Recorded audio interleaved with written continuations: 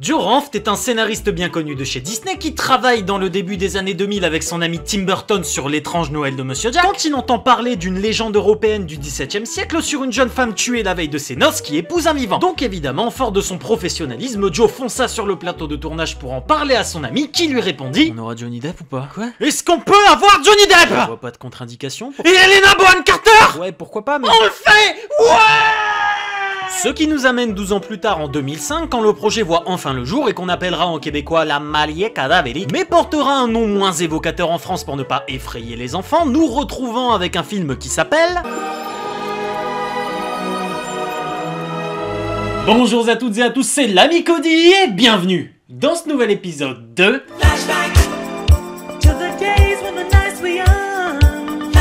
Le film commence par une chanson d'exposition qui nous présente le contexte dans lequel nous sommes, et si vous aviez l'habitude des Disney avec des chansons hyper enjouées qui te présentent un univers hyper coloré, et bah ici on va plutôt être du côté d'une ville monotone avec des couleurs très froides et avec des mecs qui frappent des papillons. Non mais sérieusement, bon, je veux bien qu'il faut caractériser les personnages et que ça se voit au premier coup d'œil s'ils sont gentils ou s'ils sont méchants, mais vous abusez peut-être un petit peu là, non ?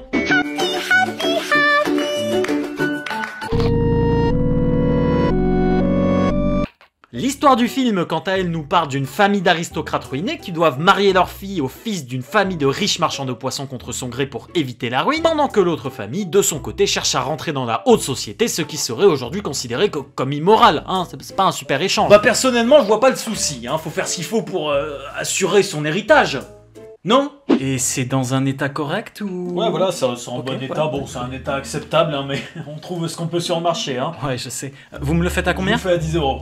Ça va? Hey! Quoi? On avait dit que je valais au moins 15 €! Donc devant nous, on a Victor et Victoria, les deux enfants destinés à se réunir pour l'éternité, qui vont se rencontrer au détour d'une improvisation au piano de Victor, qui renverse tout sur son passage, et évidemment, elle tombe instantanément sous le charme de ce petit maladroit qui ne fait que des erreurs avec un comportement plus que bizarre. Mais sérieusement, dans quel monde une meuf voudrait se mettre avec un type comme ça? Et là, le mec, il commence à me dire, oui, mais... Ah, salut! Salut! Tu veux boire un verre? Ouais, carrément, ouais. Ouais, vas-y, tiens. Je peux prendre le bleu, par contre, c'est... celui-là... Ok, non, pas... Oh non, il est tombé! Je suis désolé, c'est peut-être moi. Non, bah c'est pas grave, t'as qu'à boire dans celui-là, plutôt. Mais tu l'as drogué ou quoi? Ah ouais? Bois. Et la honte qu'il va mettre sur sa famille ne va pas s'arrêter là, puisque lors de la répétition du mariage dans laquelle s'incruste un riche aristocrate qui a visiblement une scoliose, enfin, je sais pas.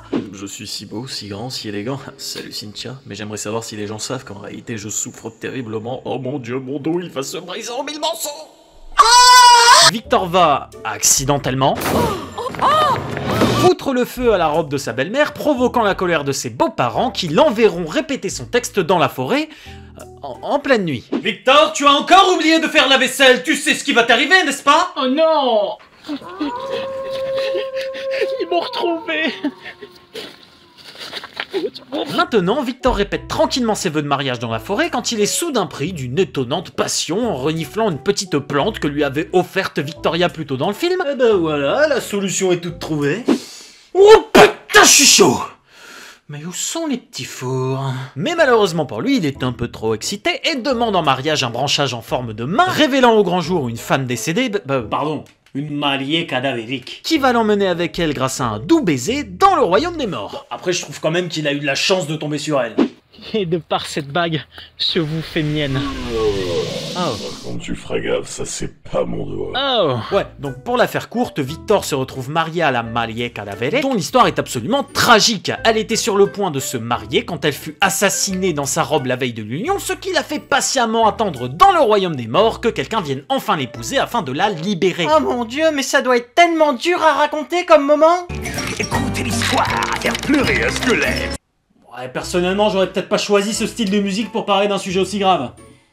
Peut-être un petit problème d'association, non? Tu crois que c'est pour ça que mon album il a pas marché? Tout, vous saurez tout sur ma petite vie. Mon père est mort, mon chien aussi. Moi pas encore, mais bientôt si. Cherchant une solution à son épineux problème, Victor va avoir la merveilleuse idée de mentir à sa nouvelle épouse, afin de retourner dans le monde des vivants pour les avertir qu'il a pas fui ou qu'il est avec une autre femme, mais que les gars! Je suis coincé dans le royaume des morts! Oh, je suis sûr que ça va très bien se passer. Ouais, puis il était déjà pas assez bizarre comme ça, hein, c'est bien.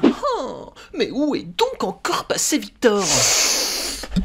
Je vois déjà gens qui sont morts. Et Victoria, qui était le seul à le croire, se retrouve enfermée dans sa chambre par ses parents à double tour, pendant que Victor est envoyé dans le royaume des morts par la Malie Cadavelec, qui se sentait trahie parce que l'homme qu'elle venait de kidnapper avait déjà une femme avant elle. Attends, quoi? Quoi? Tu veux dire que t'avais déjà une maman avant que je te kidnappe? Bah oui, mais... Mais c'est qui répond en plus, allez, tu files dans ta cave. Tu dois pas savoir. J'entends pas, je suis mort, j'ai pas l'oreille. De leur côté, les parents de Victoria décident de la marier à Scoliosman pour se sauver de la ruine et faites un effort sur l'éclairage, s'il vous plaît.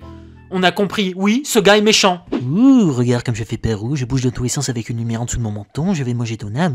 Banane, c'est un... Victor est tout tristouné parce qu'il ne peut pas épouser la fille qu'il n'a littéralement vue qu'une seule fois dans sa vie. Il va donc s'entretenir avec sa kidnappeuse et va lui demander de le renvoyer gentiment dans le monde des vivants. Ce à quoi elle répondra évidemment: et si je vous tuais plutôt? Ouais, faisons comme ça.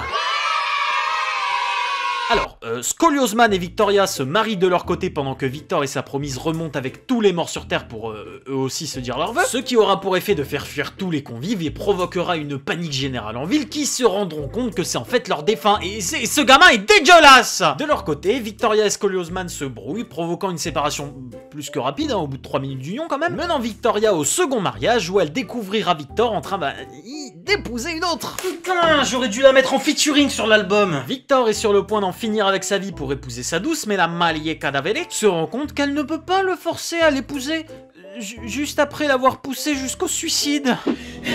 J'en avais marre de te courir après, mais maintenant que je t'ai sous la main, je vais pouvoir te faire couler un bain, mais regarde-moi ça, comment t'es tout grasse-pouille. Allez, pile à la douche. Petit canaillou, va. Mais problème, que dis-je, rebondissement, que dis-je, que dis-je, coup de tonnerre, vu que Victoria était encore mariée à Scoliosman à ce moment-là, dont on apprend qu'il était en fait le tueur de la Malie Cadavelec et qu'il avait prévu depuis le début de tuer Victoria pour voler tout son argent. Mais attendez, elle a pas d'argent. Ah non mais ça de toute façon il ne le savait pas. Oh, tu vois pas le drame qu'on a évité? Et maintenant je suis riche. Pas d'argent, connard. Bon, et finalement, après un combat plus que pathétique contre Victor, il va se tuer lui-même, et ça de la manière la plus conne du monde, puisqu'il va boire un verre rempli de poison, tout en sachant que c'était le seul verre sur la table et qui était posé juste à côté d'une bouteille avec une énorme tête de mort dessus. Bah bien joué, qu'est-ce que je te dise? Et on applaudit bien fort Lord Barkis pour être arrivé en finale de notre grand jeu concours, et pour gagner les 500 000 €, tout ce que vous avez à faire, c'est vous taire pendant 5 secondes. Vous êtes prêts? C'est parti. 1, 2... Et finalement, tout est bien qui finit bien, Victor et Victoria se marient, les morts défoncent le boule de Scoliosman avec une fourchette, et la Malie Cadavelec se transforme en papillon, laissant le couple vivre pleinement leur union. Ouais, ils vont vachement en profiter. Ils vont revenir. Les morts vont revenir. Vous m'aurez jamais! Jamais! Oh, ça... Ouh, j'ai sucé ton mari. Oh là là. Ça fait 10 fois que je le fais, j'en peux plus. Et voilà, cette vidéo est maintenant terminée. Je vous remercie de l'avoir regardée. Quant à moi, je vais aller déterrer ma grand-mère pour aller lui fourrer le à cette grosse... Mettre ma tête... Ça et puis frapper son gros... Puis on appelle des potes, et puis on ramène ça... de son trou du...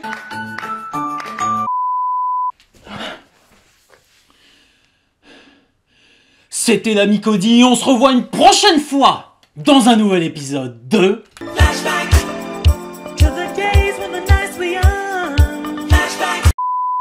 Salut, je fais juste cette petite outro pour vous dire que je suis en post-production. J'ai tourné ça il y a une semaine, je n'ai aucune idée de ce qu'était la vanne initiale et je ne l'ai pas noté. Donc voilà, on va faire comme si j'avais une vanne. Et bonne fin de vidéo à tous.